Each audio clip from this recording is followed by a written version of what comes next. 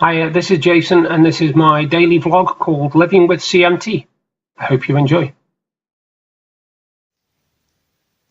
Hello folks, it's the 3rd of December. There's the Infinity calendar. We're on door 3.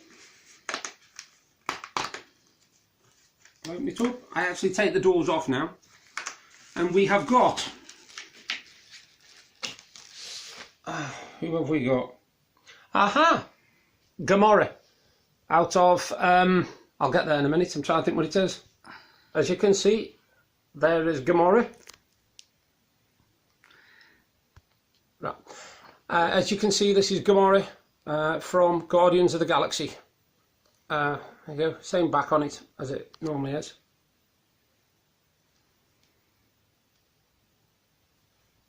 So that's that one. That's number 3, which I will click back in.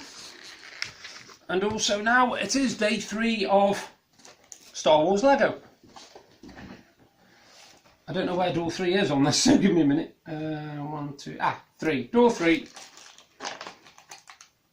It looks like some sort of spacecraft. And there's the pieces to make it. So that's door 3 on the Star Wars Advent calendar.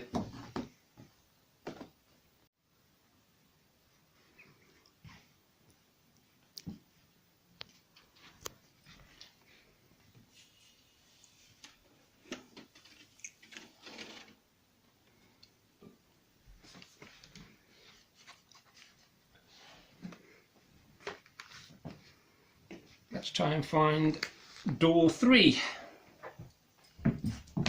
It's there. Right, hold on. What we got on it this time? Me just. Don't know whether you can see that. It's a snowman.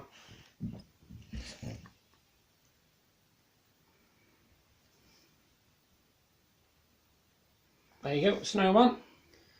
Do you want that? Do you want it? Can I have a paw? Tak, have another one. Tak, do you want that? I want. You want one? There you go then.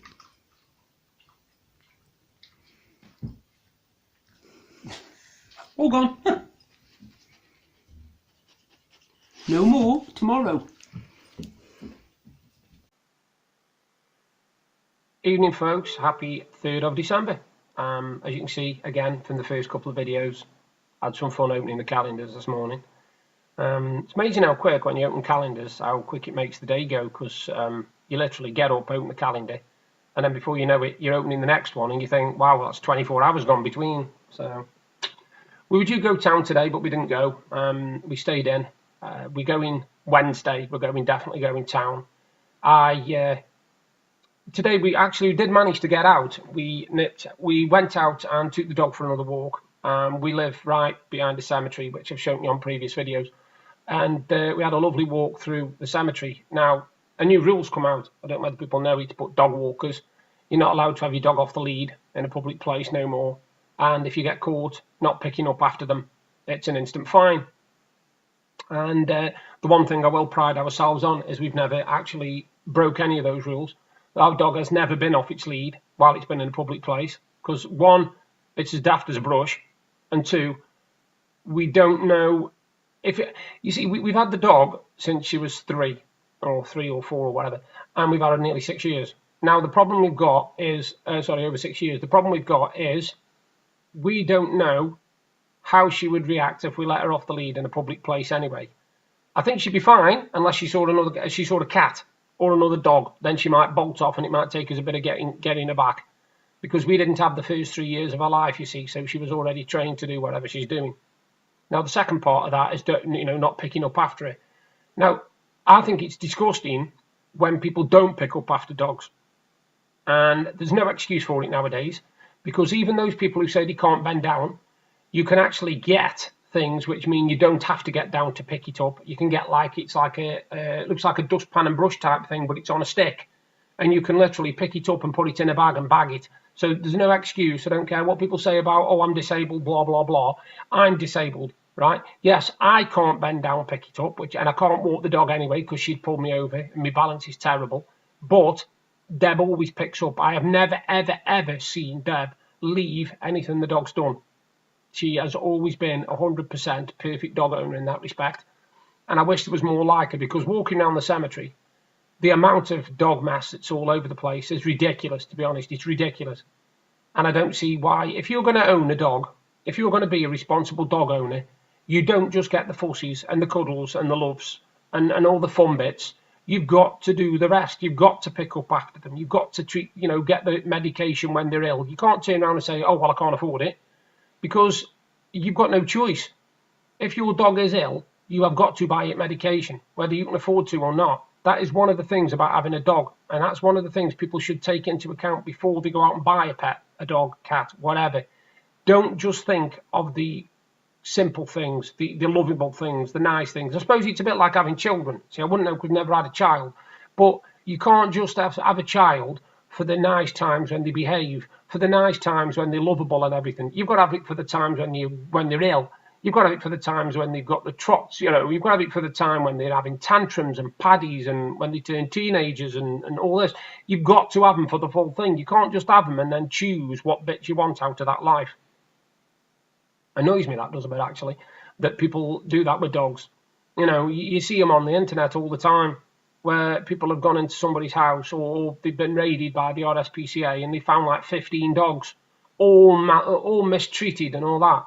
Now, I like to think that if there's any justice in the world, these people will come back as a dog at some point.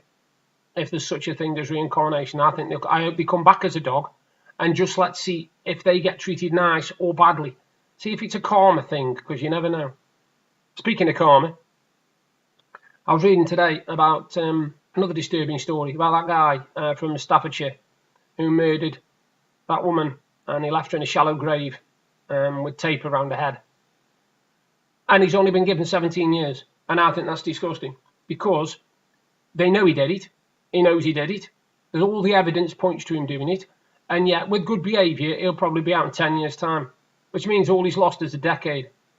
And for a decade, he'll be living in somewhere where he ain't got to pay any bills, where he's being fed, where he's probably got more luxuries than any of us outside. I think it's absolutely disgusting, and I feel for her family, because to only get 17 years is pathetic. In America, he'd have been lucky to see daylight. They'd have given him what would he, I don't know what it is. It's something like 30 years over there, mandatory. Is that the starting thing for murder, first degree murder, or whatever it is? But I think it's wrong. I really do think it's wrong. I think the laws in this country are puddled, because you can do something like defending your house from a burglar and get 5 years in prison. But you can murder somebody and leave them in a shallow grave and probably only serve 10 years in prison. There's a logic in that somewhere, but I can't find it. I'm going to tell you about something I watched last night. Now, there's no spoilers on this, because it's not a film. It's nothing like that. I told you that I'd finished watching My Love, Thy Neighbour, and I really, really enjoyed it. Well, last night I started on a series which I knew I'd seen an episode or two of, but I knew I hadn't seen much. And it was a fantastic Nicholas Lyndhurst comedy. It really is a good comedy, and it's called The Piglet Files. Now, the gist of it is, he is a university lecturer, and MI5 decide that they need to recruit him because he's got all the skills they need to basically be an assistant to their head technician guy, who basically designs all the microphones and the secret cameras and all this, because the agents that they've got are literally thick as a brick. That's the best way to describe them. They have not got a brain cell between them. And as you watch the series, you realise that. You get things like surveillance shots of people which have got barbecue sauce all over the lens because they've accidentally spilt barbecue sauce.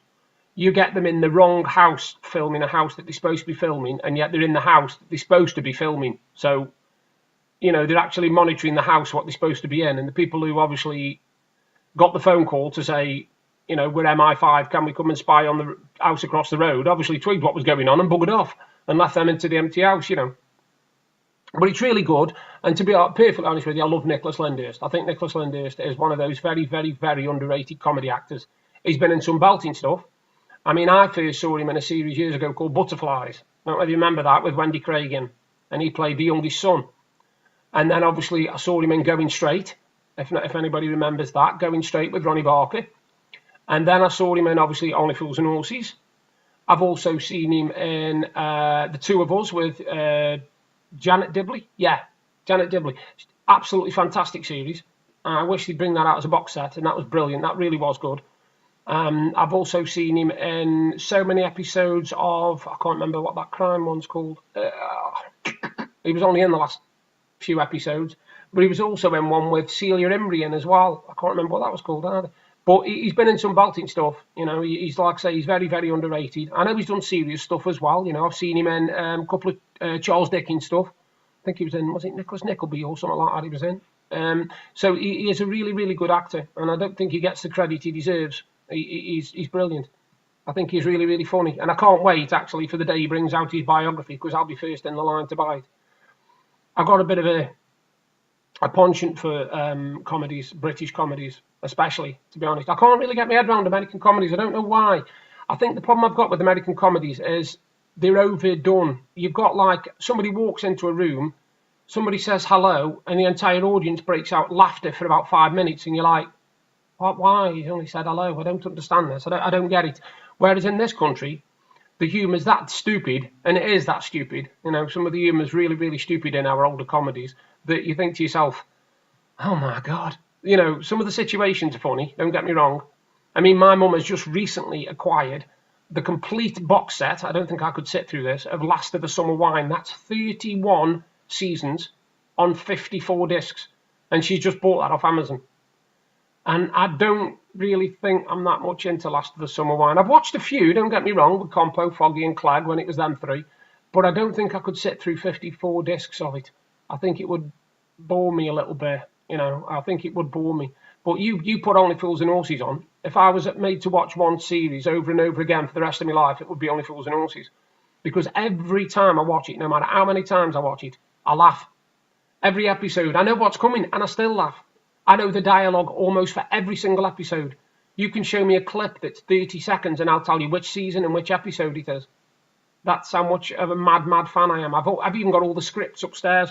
I've got the scripts for every Only Fools and Horses episode in books.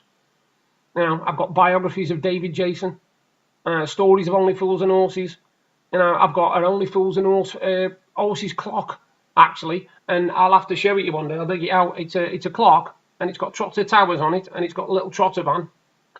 And when the alarm goes off, it actually says, Rodney, Rodney, Rodney, wake up, you dipstick. Now, when my nephews first saw it, they fell in love with it. They wanted it off me, and I would not give it to them. And my mum bought me that about, oh my word, it must be 15 years ago. And I've still got it to this day. I won't part with it. It's brilliant, honestly. It literally says, Rodney, Rodney, wake up, you dipstick. And anybody who knows Only Fools and Horses will know where that comes in.